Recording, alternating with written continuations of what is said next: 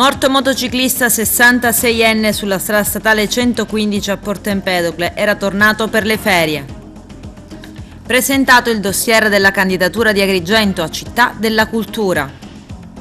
Insularità, entra in Costituzione, momento storico per la Sicilia. Fibrillazioni e mal di pancia nel centrodestra, si cerca una donna da schierare contro la Chinnici del PD e al posto del governatore uscente.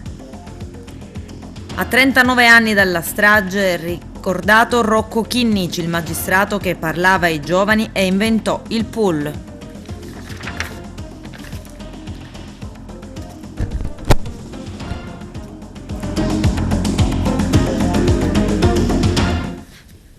Bentrovati gentili telespettatori al nostro appuntamento con l'informazione. Incidente mortale all'ingresso di Porto Empedocle sulla strada statale 115 sud-occidentale Sicula.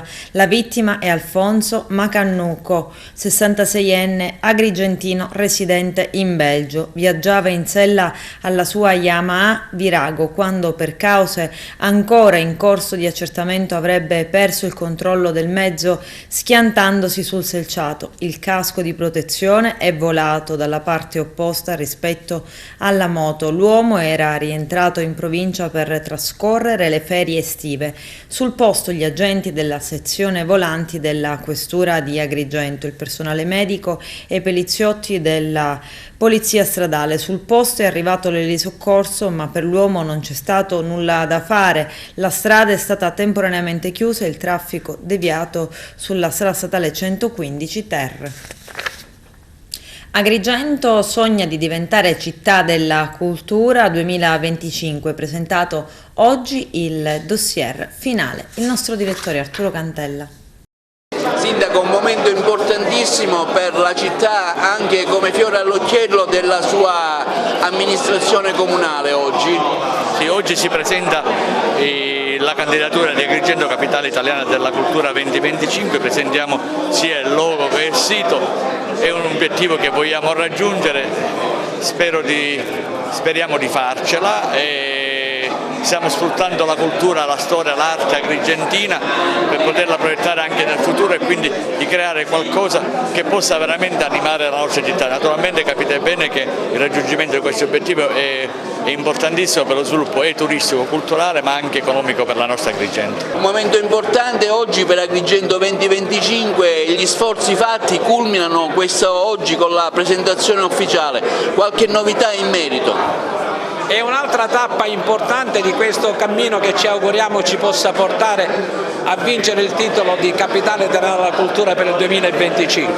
Abbiamo molto lavorato con il sindaco e con lo staff per portare avanti questo lavoro particolarmente difficile ma esaltante e oggi verrà presentato il logo, verrà presentato il sito, verrà presentato sia pure grossolanamente il video e il cortometraggio che accompagnerà il dossier e sarà presentato il nome dell'associazione che si è aggiudicata la progettazione del dossier, del progetto che dovrà essere presentato entro il 13 di settembre. Il logo ritengo che sia meraviglioso, significativo, incisivo, avrete modo di vederlo quando sarà presentato, anche perché la progettista, l'ideatrice, che è l'architetto Barbara Spallitta, spiegherà quali sono i motivi che hanno indotto questa scelta e che cosa questo logo rappresenta sul piano della proiezione futura per Agrigento. Speriamo di continuare con lo stesso entusiasmo, con la stessa passione, con la stessa vitalità, perché non dico che il traguardo è a portata di mano, ma sicuramente siamo dei competitori credibili e principalmente temibili. Ecco, in questo contesto la sua presenza come è giustificata? Perché stiamo lavorando per costruire insieme all'Università, al Polo Universitario di Agrigento, un corso di pratiche dialogiche che si svilupperà qui in Sicilia per la prima volta e soprattutto ad Agrigento, volto alla costruzione di una via mediterranea delle pratiche dialogiche. Questa sarebbe, diciamo, la prima volta in assoluto la possibilità partendo da Agrigento di diffondere la dialogicità in tutto il Mediterraneo. Inserito nell'ambito di Agrigento Capitale 2025? Ci stiamo lavorando, vediamo se da oggi vengono fuori delle possibilità. Credo che comunque almeno a livello di intenzioni, di spirito, questo sia, perché è un evento molto importante questo. Cosa l'ha ispirata alla creazione di questo logo? Il logo si ispira al telamone del tempio agrigentino di Zeus Olimpio e il telamone però nei conci di questo gigante vengono smaterializzati nella graficizzazione dei 4 elementi, la terra, l'aria, l'acqua e il fuoco, che vengono postulati per la prima volta dal filosofo agrigentino del IV secolo a.C. Empedocle. E quindi questo logo parla dell'Acragas di un tempo attraverso i templi della valle, appunto il tempio di Zeus Olimpio, il tempio di Giunone, il santuario delle divinità ctonie, e parla anche dell'Agrigento di adesso attraverso appunto la rappresentazione del mare, della terra, delle campagne della provincia agrigentina. Parco coinvolto in questa iniziativa, che valore aggiunto dà? Il Parco Valle dei Templi è un parco importante, credo che possa dare un contributo alla candidatura e al progetto, però non basta le bellezze monumentali, non bastano le bellezze paesaggistiche, bisogna lavorare a un progetto più ampio possibile che possa coinvolgere l'interesse non solo della Commissione, ma che possa attrarre l'idea che Agrigento ha, e lo ha, la potenzialità dentro di sé, ma deve essere poi trasferita ad un progetto coinvolgente e che sia il più ampio possibile, che riguardi tutto, non solo il mondo della antica città, ma che riguardi l'inclusione, che riguardi l'essere un paese del mondo, che riguardi l'accoglienza, che riguardi attività che possono essere sostenute e sostenibili, che possano interessare i visitatori. Felici della comunicazione che ci è arrivata dal Sindaco all'incarico di redigere il dossier di candidatura di Agrigento Capitale della Cultura 2025, e nella qualità di vicepresidente dell'associazione Meno, Memorie e Nuove Opere sono felice di annunciare che da lunedì saremo già al lavoro e metteremo in campo tutte le nostre relazioni internazionali e tutte le nostre competenze maturate negli anni per portare avanti questo progetto. Siamo convinti però che questo progetto dovrà essere un progetto della città e del territorio, e che dovremo portare sul tavolo della Commissione l'anima e tutte le volontà, tutte le storie di questa nostra città. Grazie. Allora, Margherita Orlando nella qualità di... vicepresidente dell'associazione Meno, Memorie e Nuove Opere. Memorie e Nuove Opere. Che si è aggiudicato sì, esatto. Qualche chicca all'interno del progetto? Allora, abbiamo qualche chicca, sicuramente già siamo al lavoro e la città di Agrigento ha tantissimo da raccontare, ma quello che vogliamo raccontare non sono i 2600 anni di storia, perché li conosciamo bene, ma vogliamo raccontare un progetto di futuro, un progetto di visione della città e di come questa città, facendo tesoro delle proprie esperienze, anche delle proprie difficoltà che ha avuto negli anni, può rilanciare se stessa. Un altro elemento fondante è il rapporto col territorio circostante, perché soltanto creando reti e relazioni sarà possibile uno sviluppo di questo territorio. Padre Pontillo, anche voi come Chiesa interessati a questa iniziativa, quale sarà il vostro apporto? La diocesi mette a disposizione il patrimonio culturale, materiale ed immateriale, mobile ed immobile, con tutti i percorsi che ha già attivato i musei diocesani sul territorio, l'eredità immateriale, le tradizioni, per dire non ciò che si è fatto, ma quello che si potrà fare e quello che può generare tutto ciò che abbiamo pensato come valorizzazione del patrimonio culturale ecclesiastico sul territorio. Un contributo doveroso per lo sviluppo non solo di Agrigento, ma di Agrigento Capitale, che coinvolge tutta la provincia. Io oggi mi trovo qui al Collegio dei Filippini perché anzitutto sono una cittadina agrigentina e sono certamente interessata a questa iniziativa di cui ho sentito tanto parlare, ho letto anche diversi articoli di giornale ed ero molto incuriosita appunto da questa presentazione, dal conoscere quali sono stati gli sviluppi degli ultimi giorni in merito al progetto che si dovrà chiudere a stretto giro.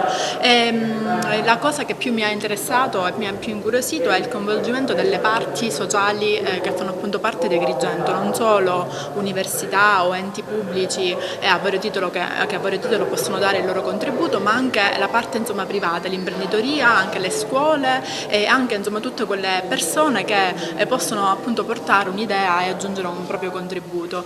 Ritengo che questa sia appunto una bellissima iniziativa per la nostra città e sono assolutamente una fan di questo progetto e mi auguro che anche il nostro contributo possa in qualche maniera aiutare. Il principio di insularità entra in Costituzione, un momento storico per Sicilia e Sardegna. Scopriamo cosa cambia con il nostro direttore Arturo Cantella. Superare gli svantaggi derivanti dall'insularità diventano da oggi un impegno preciso per lo Stato consacrato nella Costituzione, una vittoria per tutti gli isolani d'Italia. Questo quanto dichiarato dal Presidente della Regione siciliana Nello Musumeci dopo il voto avvenuto alla Camera dei Deputati, che ha così definito la lunga procedura per la modifica dell'articolo 119 della Costituzione. Musumeci continua dicendo: continueremo a lavorare in sinergia con Roma e Bruxelles affinché vivere su un'isola come la Sicilia non sia più una maledizione o un problema, ma una straordinaria opportunità in termini di dotazione infrastrutturale, servizi essenziali e qualità della vita. Voglio pertanto ringraziare il Vicepresidente Armao per aver creduto in questo obiettivo e averlo perseguito per conto del governo regionale con passione e tenacia. Ma in cosa consiste il principio di insularità? La proposta di legge di iniziativa popolare modifica l'articolo 119 della Costituzione, quello che regola l'autonomia finanziaria dei comuni, delle province, delle città metropolitane e delle regioni. Il nuovo comma inserito nell'articolo 119 recita: la Repubblica riconosce le peculiarità delle isole e promuove le misure necessarie a rimuovere gli svantaggi derivanti dall'insularità. Il testo è approvato in prima deliberazione dal Senato e dalla Camera e approvato in seconda deliberazione con la maggioranza assoluta dei suoi componenti. Quindi l'Aula della Camera ha votato con 412 voti a favore, nessun contrario e un astenuto, dando il via libera definitivo alla proposta di legge costituzionale per il riconoscimento della peculiarità nelle isole. Quindi si è superato lo svantaggio derivante dall'insularità. Un lungo applauso dell'Assemblea ha accolto l'esito del risultato con votazione praticamente unanime. Nel dibattito interviene anche il Presidente della Commissione Ambiente, onorevole Giusy Savarino, che afferma come finalmente è stata riconosciuta in Costituzione l'insularità della Sicilia.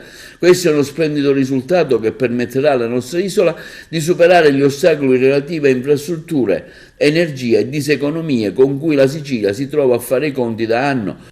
Una meravigliosa notizia, continua Giusy Savarino, per cui voglio ringraziare tutti coloro che vi hanno lavorato, in particolare l'assessore Armao e il governo Musumeci.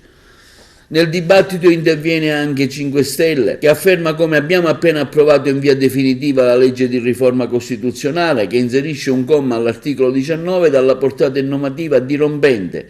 Da oggi, per l'onorevole D'Orso di 5 Stelle, afferma che la Repubblica riconosce la peculiarità delle isole e promuove le misure necessarie a rimuovere gli svantaggi derivanti dall'insularità.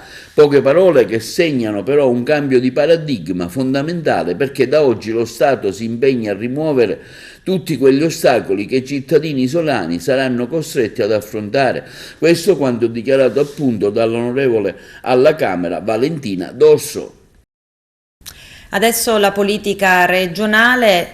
Nell'entourage del Presidente della Regione Nello Musumeci, delusione per l'esito del vertice tra i leader nazionali del centrodestra che stoppano ancora il via libera a un Musumeci bis voluto da Giorgia Meloni. Spunta adesso un altro potenziale candidato, Stefania Prestigiacomo. I dettagli nel servizio.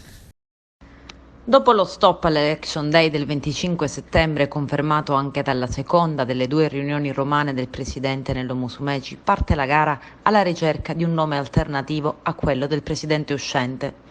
Per sfidare Caterina Chinnici, candidata PD uscita vincente dalle primarie, ma ad un passo dall'essere mollata dai 5 Stelle, nel centrodestra si pensa a schierare una donna.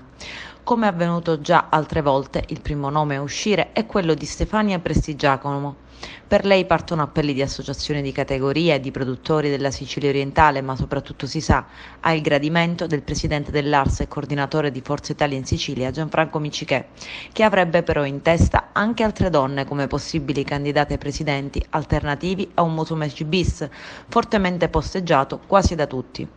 Sul Musumeci bis continua a insistere Fratelli d'Italia, ma non oggi. Dopo che il tavolo nazionale di coalizione di 2 giorni fa ha deciso di non affrontare il tema delle elezioni regionali nei 3 territori al voto, è arrivato il secondo stop a dimissioni ed elezioni anticipate, anche negli incontri riservati di ieri sera. Il tema per la Meloni resta quello di concentrarsi sulle politiche, che sono una grande sfida, e poi affrontare le 3 regioni calde, tra cui la Sicilia.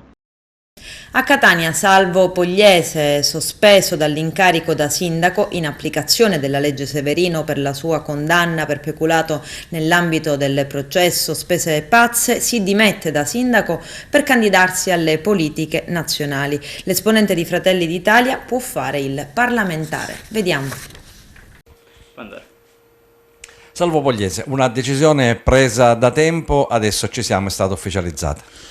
Una decisione molto sofferta, molto ponderata, che era stata già esternata anche ai miei più stretti collaboratori a fine giugno, laddove io dissi che entro il mese di luglio avrei rassegnato le dimissioni, a prescindere da quello che poi nessuno poteva immaginare allora. Ovviamente mi riferisco alla caduta del governo Draghi.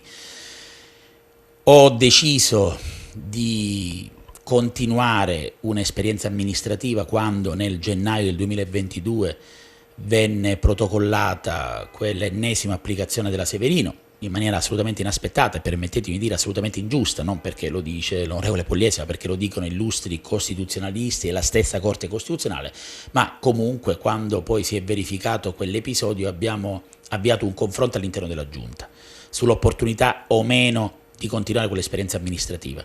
Alla fine l'interesse superiore della nostra città e dei catanesi ha imposto di continuare con l'esperienza amministrativa, poiché vi erano alcuni progetti importantissimi europei, vi erano altri progetti con l'utilizzo dei fondi del PNRR che dovevano essere stanziati e completati dal punto di vista burocratico amministrativo. L'eventuale arrivo nella nostra città di un commissario avrebbe determinato la perdita di un tempo aggiuntivo con rischio di perdere queste risorse, e quindi abbiamo deciso di continuare quell'esperienza. Una volta ultimato quest'iter amministrativo, una volta utilizzati i fondi del PNRR con i 186 milioni di euro che sono stati assegnati alla città metropolitana di Catania, una volta avviati molti cantieri e chiusi altri, però come avevo già anticipato a giugno, ho deciso di rassegnare le mie dimissioni. L'orizzonte temporale del 23 marzo 2023, data in cui questa sospensione sarebbe dovuta concludersi, è un orizzonte temporale non compatibile anche con la dignità personale. L'interesse superiore della città mi ha imposto di vivere questa esperienza surreale di questi ultimi 6 mesi, ma era giusto completare questa esperienza e poi fare in modo che i catanesi scelgano chi sarà il prossimo sindaco della nostra città, ma dopo aver messo in sicurezza i conti, dopo aver avviato una opera di risanamento economico-finanziario fondamentale, dopo aver avviato anche moltissimi progetti che poi da qui a breve andremo a tracciare all'interno di un bilancio consuntivo che comunque ritengo sia stato molto importante per la nostra città, dopo quello che abbiamo ereditato con un comune in dissesto, con 1.580 milioni di euro di debiti ereditati anche da parte di chi poi oggi si permette anche di fare valutazioni assolutamente eretiche rispetto a quello che è accaduto, con progetti qualificanti che noi abbiamo avviato nel settore del turismo, dove la nostra città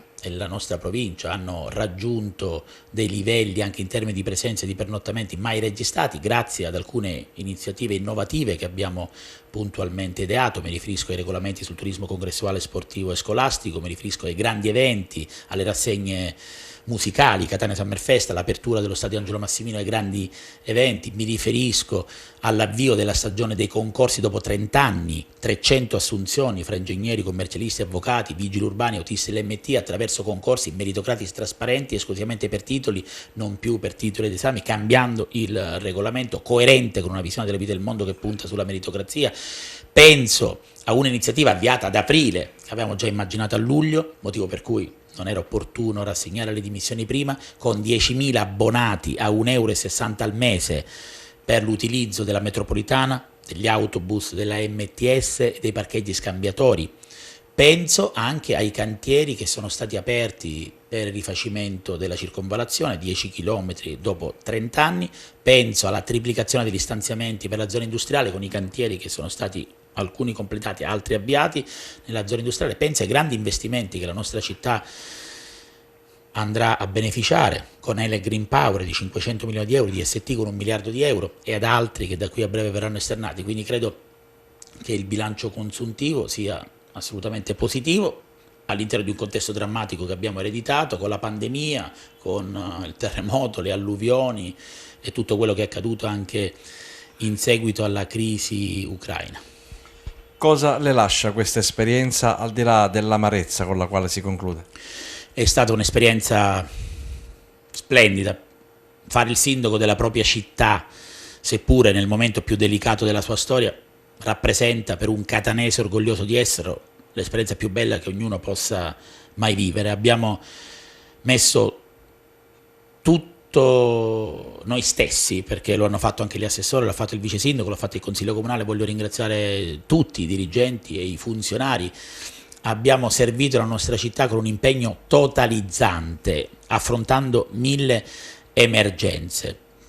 Avremmo voluto fare di più completando gli ultimi 11 mesi di esperienza amministrativa, questo non è stato possibile, questo certamente determina un grande rammarico, ma comunque credo che abbiamo presentato un bilancio consuntivo assolutamente positivo.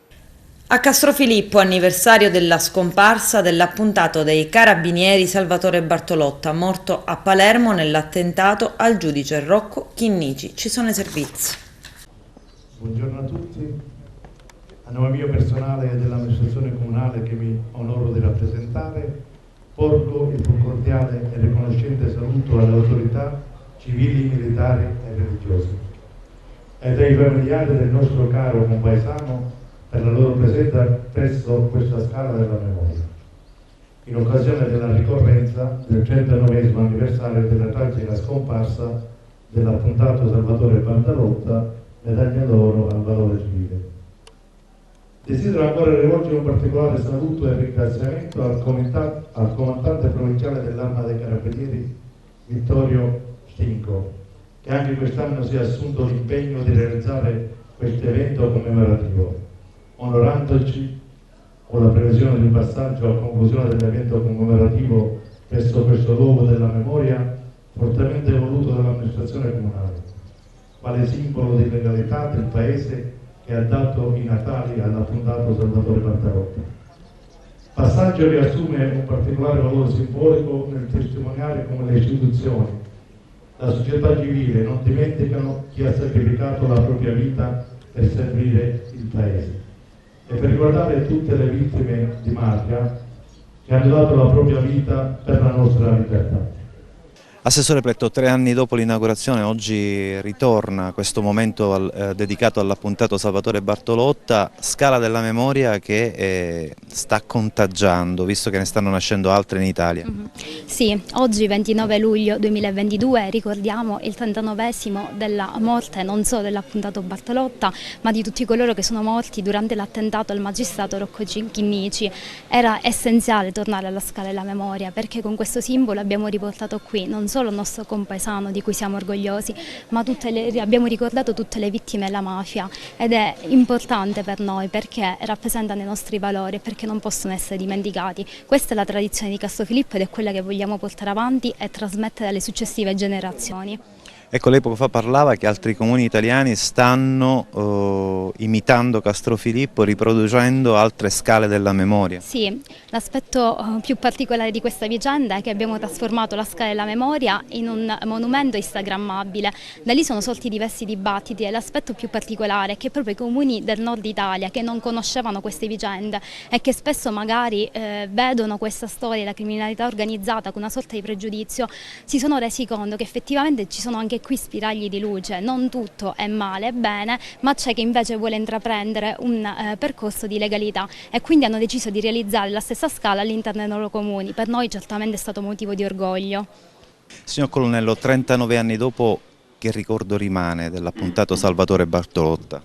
Ecco, un momento di riflessione. Salvatore Bartolotta ha lanciato un messaggio forte di legalità, di giustizia. Ha sacrificato la sua vita in nome di una libertà che era ricercata al tempo dal giudice Chinnici che perseguiva la mafia.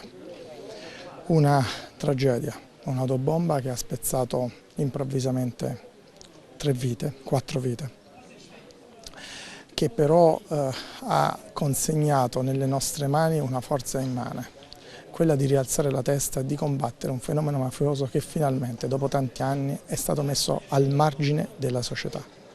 Medaglia d'oro al valor civile, lei poco fa in chiesa ha ricordato le motivazioni che hanno spinto ad insignire questo valoroso carabiniere. Sì, un uomo che in nome dello Stato e delle istituzioni ha sacrificato tutto ciò che aveva di più prezioso, la sua vita. Un esempio da seguire. Un esempio da seguire soprattutto per i giovani, in nome di un percorso di legalità fondato sul bene comune, sull'uguaglianza, sulla giustizia, sulla solidarietà, sulla tutela del prossimo e dell'ambiente che ci ospita. Strada degli scrittori, oggi presente, anche perché Castrofilippo è una tappa del vostro percorso, oggi in questa giornata del 29 luglio nel ricordo dell'appuntato Bartolotta. Abbiamo inaugurato la Scala della Memoria con Don Luigi Ciotti nel 2019, luglio 2019, quindi dopo 3 anni torniamo in questa tappa obbligata della Strada degli Scrittori, che ovviamente è nata per ricordare Sciascia, Camilleri, Pirandello, gli scrittori di questo angolo siciliano straordinario, ma anche senza dimenticare che la Strada degli Scrittori insiste sui luoghi in cui sono caduti il giudice Livatino, il giudice Saetta con suo figlio, il maresciallo Guazelli, e quindi la Scala della Memoria ci aiuta davvero a miscelare l'impegno civile con il ricordo dei grandi scrittori,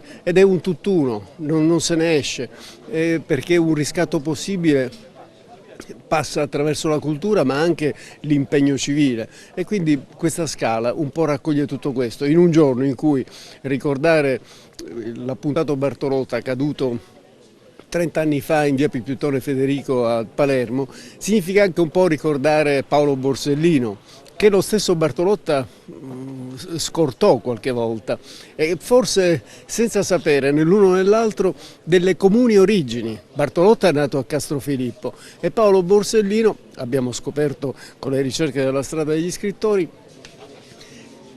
sempre più legato a Castrofilippo dall'infanzia, quando il padre e il nonno avevano delle case qui a Castrofilippo e trascorrevano tutte le estati in una campagna vicino al centro abitato. Quindi guarda un po' queste coincidenze che noi vorremmo così tentare di esaltare, di ricordare, per completare questo racconto della Strada degli Scrittori. È il giorno del ricordo a Palermo. Il giudice Rocco Chinnici, capo dell'ufficio istruzione del Tribunale di Palermo e fondatore del pool antimafia, veniva ucciso il 29 luglio del 1983 sotto la sua abitazione da Cosa Nostra. Con lui morirono anche 2 carabinieri della scorta, il maresciallo Mario Trapassi e l'appuntato Salvatore Bartolotta, e Stefano Lisacchi, portiere dello stabile di via Pipitone Federico, in cui il giudice abitava. E così la cronaca ce lo insegna ogni giorno. La vigliaccheria della mafia e di tutto quanto ruota intorno ad essa ancora oggi risiede. Nelle morti di giudici come Falcone, Borsellino e Chinnici, tutti uomini dello Stato lasciati soli proprio dalle istituzioni e colpiti in momenti di vita che li rendevano più inermi, bersagli facili, tutti devastati dalla forza del tritolo che non fa differenza tra il bersaglio da colpire e chi è lì per caso o sta al suo fianco per lavoro, quello di difendere il ruolo, cioè di chi è al centro del mirino dei mafiosi. Oggi si ricorda non solo la morte di Rocco Chinnici, ma anche il sacrificio degli uomini della scorta, che come quelli di Falcone e Borsellino sapevano a quale rischio potevano andare incontro, ma che per spirito di dovere decisero comunque di correrlo. Mafia e droga, mafia e denaro furono questi i collegamenti che Chinnici attenzionò e combatté e che ne decretarono la condanna a morte della criminalità organizzata. La cosa peggiore che possa accadere è essere ucciso, diceva. Io non ho paura della morte, anche se cammino con la scorta so benissimo che possono colpirmi in ogni momento. Spero che, se dovesse accadere, non succeda nulla agli uomini della mia scorta. Per un magistrato come me è normale considerarsi nel mirino delle cosche mafiose, ma questo non impedisce né a me né agli altri giudici di continuare a lavorare. Il 29 luglio 1983 una Fiat 127 imbottita di esplosivo fu parcheggiata davanti alla sua casa in via Pipitone Federico a Palermo e fu fatta esplodere dal killer mafioso Antonino Madonia. Il processo per l'omicidio ha individuato come mandanti i fratelli Nino e Ignazio Salvo e si è concluso con 12 condanne all'ergastolo e 4 condanne a 18 anni di reclusione per alcuni fra i più importanti affiliati di Cosa Nostra. Nel 1985 è stato istituito il premio Chinnici per le attività di studio e ricerca contro il fenomeno mafioso e di educazione alla mera legalità. Io non parlerei di vecchia mafia e nuova mafia, parlerei sempre soltanto di mafia, perché la mafia è stata e fino a quando malauguratamente l'avremo ancora sarà soltanto mafia, cioè crimine organizzato. Cioè quello di vivere al di fuori della legge e contro la legge per accumulare illecitamente ricchezze. Oggi la mafia è diventata imprenditrice, ma questo è il secondo momento in cui va presa in considerazione la mafia, in quella che è appunto la utilizzazione di queste enorme accumulazione di ricchezza, ma come modo di pensare, come modo di essere, la mafia è stata sempre un'associazione, l'ha definito del resto la legge La Torre, è un'associazione a delinquere di tipo particolare che però caratterizzata dal fatto che persegue questo illecito arricchimento con qualunque mezzo, ma soprattutto con mezzi illeciti. Veda, io ritengo che la legge La Torre, la legge Rognoni-La Torre, perché la legge è la integrazione dei due disegni di legge, è il solo strumento veramente efficace che può combattere il fenomeno mafioso. Perché? Perché colpisce le associazioni mafiose appunto nella ricchezza illecitamente acquisita.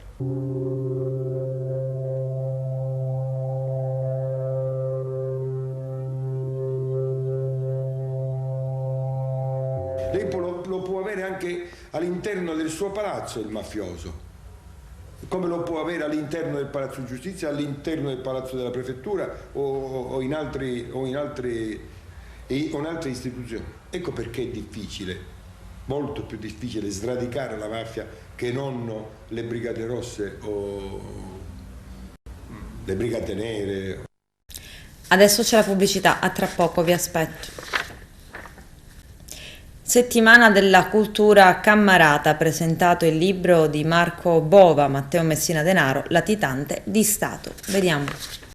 Tra le tante iniziative culturali che si stanno svolgendo a Cammarata nell'ambito della settimana della cultura, che si svolgeranno fino al prossimo 31 luglio, un interessante dibattito sul tema della mafia con l'autore Marco Bova, che ha dialogato con i tanti presenti. Il libro presentato è stato quello Matteo Messina Denaro, Latitante di Stato, Magistratura, Forze dell'Ordine, Massoneria, tutta la verità sulle piste affossate verso la cattura del più importante latitante siciliano. Allora, intanto grazie a tutti, devo essere un pochino attento perché sono a rischio querela, quindi devo misurare le parole con grande attenzione, ma ci tengo anche ringraziare la comunità di Cammarata. Io ho avuto la telefonata con cui mi si chiedeva se volessi partecipare da parte di Carlo Pulici, che ho conosciuto appunto in questi mesi, però volevo ringraziare la comunità di Cammarata perché è numerosa e perché decide di ascoltare me quando al contrario potrebbe ascoltare Marcello Viola, che certamente potrebbe essere molto più capace del sottoscritto a farvi comprendere queste dinamiche che sono state sapientemente tratteggiate da chi mi ha preceduto. Però entro subito nel merito, ricordandovi sempre di evitare querele, perché voi forse non lo sapete,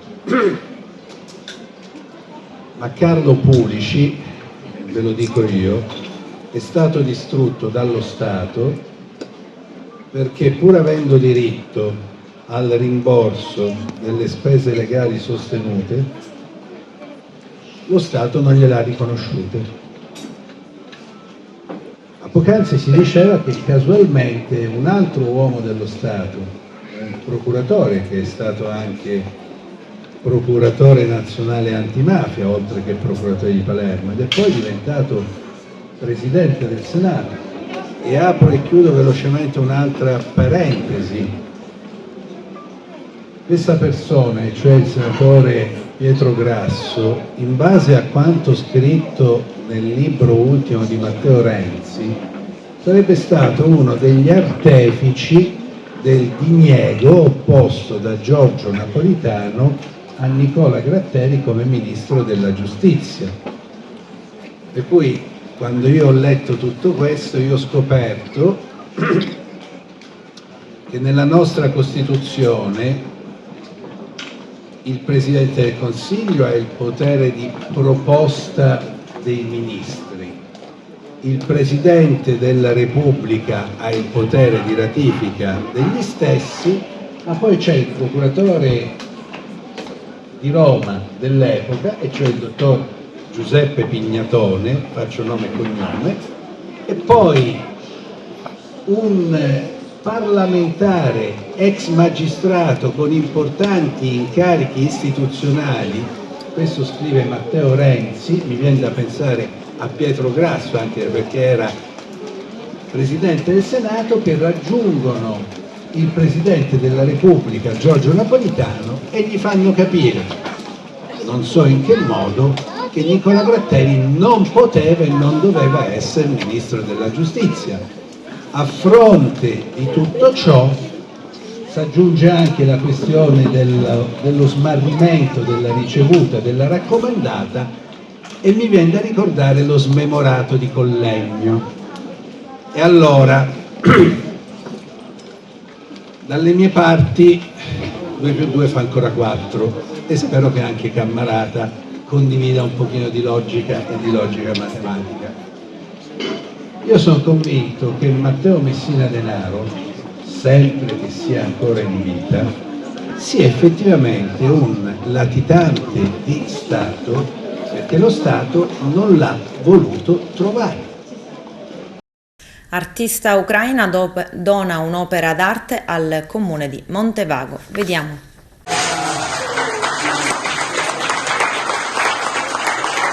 Oggi per me è una giornata di altrettanta emozione come quella avuta il 26 marzo.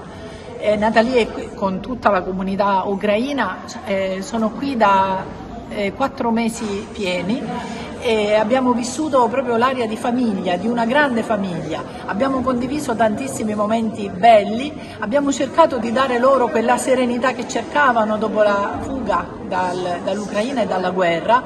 Molti restano. È partito un primo gruppo venerdì scorso di 5 persone, un piccolo gruppetto era partito alla fine di maggio e domani Natalie con sua figlia Lisa Carina con il suo bambino Joshua e la mamma di Carina, quindi altri 5 domani partono, e per noi è come se ci fosse veramente diciamo, la separazione dall'affetto. Insomma, io mi auguro che loro possano ritornare in Italia e in Sicilia e a Montevago da turisti e con il ricordo della guerra alle spalle. La Natalie tanto è una bravissima pittrice, nella sua terra ha fatto delle opere magnifiche, e oggi alla vigilia della sua partenza un'opera, un olio che rappresenta una donna, dei fiori, e poi da un lato ha messo le rovine di Montevago come le rovine che lei ha avuto, perché Natalie ha avuto la casa completamente distrutta, noi abbiamo visto le foto.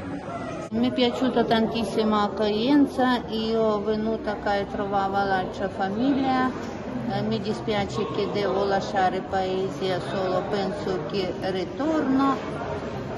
Mi è piaciuto tantissimo, accoglienza, affetto, non mancavo niente, solo dispiace perché devo andare. Belli fiori, bella vita, una ragazza ucraina felice e poi una cosa pure comune, là c'è guerra e qua è stato terremoto e tutto disegnato insieme in questo quadro.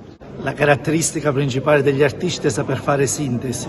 Questa nostra sorella ha saputo fare sintesi del lavoro del nostro sindaco in questi anni. Veniva infatti rappresentato bene il lavoro che è stato fatto. Il ripristino della vecchia chiesa madre, che ci ha dato la possibilità di poter ritornare in quel luogo sacro, e l'esperienza fatta con questi nostri fratelli e sorelle venuti da lontano.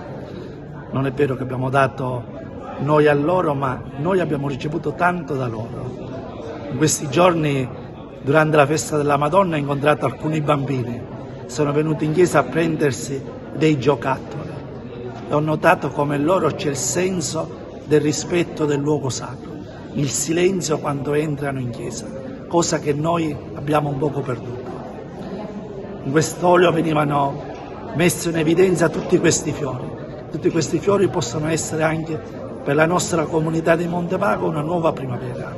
Non si sente più parte del progetto. Il giorno dopo le dimissioni Silvio Baldini motiva la sua decisione di lasciare la panchina rosanero del Palermo Calcio. Vediamo. Parto da questo principio. Allora, noi l'anno scorso abbiamo vinto il campionato nei playoff non perché eravamo la squadra più forte, ma eravamo il gruppo più forte.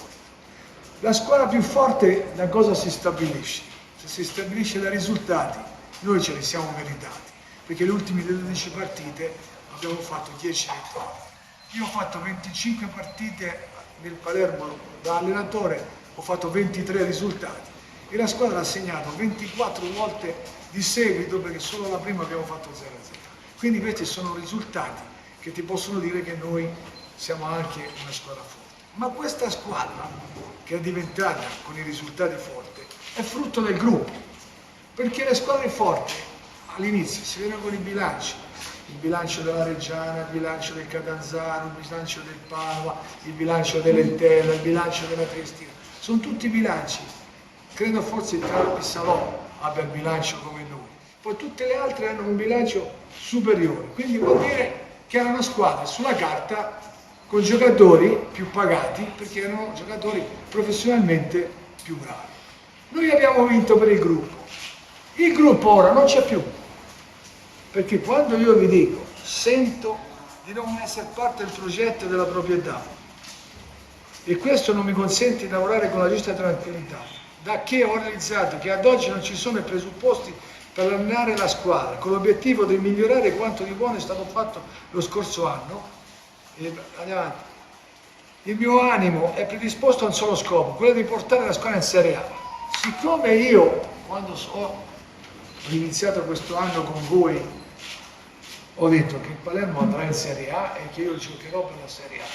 Se questi presupposti non ci sono, perché il gruppo non ce l'ho più, io cosa devo fare? Devo aspettare di fare 5-6 partite delle brutte figure e essere cacciato solo perché mi porto a casa lo stipendio, oppure in questo momento qui lasciare il posto ad altri, perché è facile dire il tempo è breve. Io ho preparato la partita di Catanzaro con 5 allenamenti, Noi avevamo il Covid, siamo testimoni. 5 allenamenti abbiamo iniziato l'avventura, quindi sono più di 5 allenamenti che uno può fare.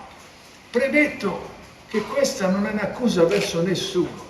Io il Palermo lo posso solamente ringraziare per avermi fatto allenare in questa città con una tifoseria straordinaria e con un gruppo di giocatori che mi ha regalato emozioni che voi non potete immaginare, vedendo così coeso, così convinto, vedendoli crescere sul piano del lavoro.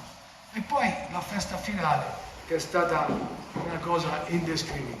Quindi io posso solo ringraziare il Palermo e il presidente Mirri che mi ha dato la possibilità di andare al Palermo. Ciò non toglie che io verso la città e verso voi che siete quelli che fanno tramite di quelle che sono le notizie della squadra, ho detto che voglio andare in Serie A. Per andare in Serie A bisogna ricreare questo gruppo. Per creare questo gruppo ci vuole del tempo. Nel calcio il tempo non esiste, esiste i risultati. Perché se tu non vinci ti mandano a casa. E per fare questo non ci bastava un mese o 2 mesi, ci voleva molto di più. Allora, siccome so come va a finire e visto che ho una certa età, preferisco andarmene cercando di aver portato il Palermo in Serie B e di non mettere il Palermo in difficoltà. Quindi questo è il principio. Perché lui giustamente dice, io non mi sento parte del progetto perché mi hai voluto te e te hai vinto, quindi tu in questo momento hai la forza di poterlo dire, ma loro non sono convinti. E sicuramente è così, sicuramente è così, sicuramente è così, e questo a me dispiace. Però ciò non vuol dire che ci hanno dato la possibilità di provare a lavorare in un certo modo, perché nessuno ce l'ha impedito. Noi abbiamo provato a lavorare in un certo modo, però lui non mi trasmetteva più a me la fiducia di sentirmi un allenatore in grado di fare di nuovo un'impresa, di portare il Palermo in Serie A. Mi faceva sentire un allenatore che doveva combattere con tanti problemi. E come ho detto nel gruppo, gli altri problemi erano che lui non sentiva questa fiducia. Quindi non era più lui che a me mi trasmetteva serenità, ma mi portava le sue amarezze. E io non ero più in grado di trasmettere a lui quell'entusiasmo che io avevo quando a volte le cose non andavano per il verso giusto. Quindi a questo punto si sono create 2 persone che hanno creato la possibilità al Palermo di vincere un campionato con la nostra professione, con la nostra passione. Non eravamo più gli stessi. A questo punto cosa bisogna fare? Aspettare di prendere i calci nel culo e avere i soldi in banca o lasciare soldi e lasciare al Palermo la possibilità di fare le cose nel miglior modo possibile? Perché un conto è a partire ora e un conto a fare partire il Palermo a ottobre o a fine settembre. Sarebbe stato peggio, no? Se il Palermo fosse in fondo alla classifica e noi saremmo stati cacciati. Così c'è tutto il tempo per poter lavorare. Al Circolo Città dei Templi di Agrigento, torneo di street basket Acra Game. L'intervista del nostro direttore Arturo Cantella all'organizzatore dell'evento sportivo Matteo Catalano. Vediamo.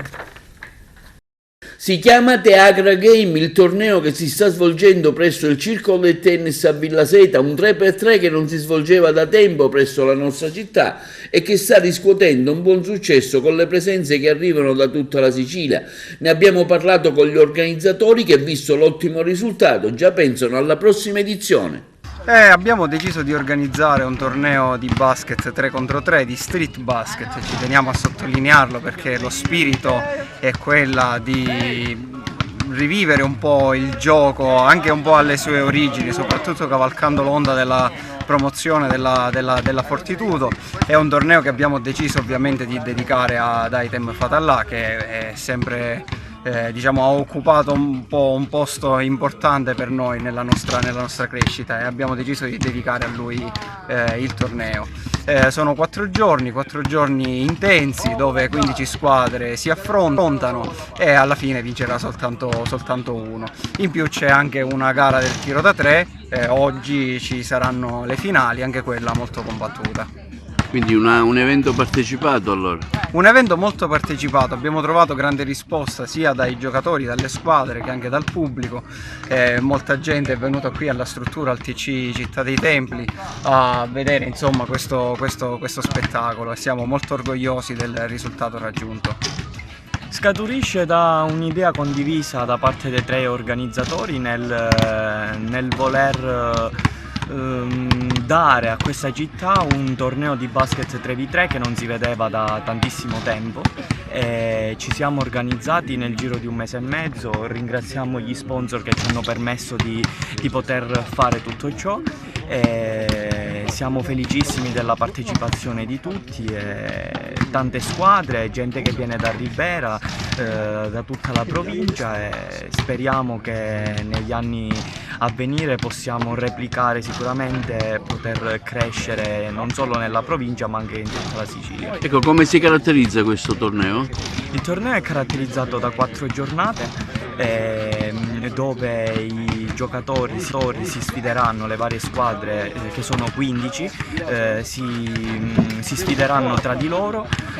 Giorno 28 ci sono i quarti di finale, mentre giorno 29, venerdì 29 ci saranno le semifinali e la finale. Inoltre abbiamo anche la gara del tiro da 3, oggi giorno 28 ci sarà la finale e il giocatore Empedoclino che milita in Serie A a Verona quest'anno, Matteo Imbro, premierà il vincitore della gara del tiro da 3.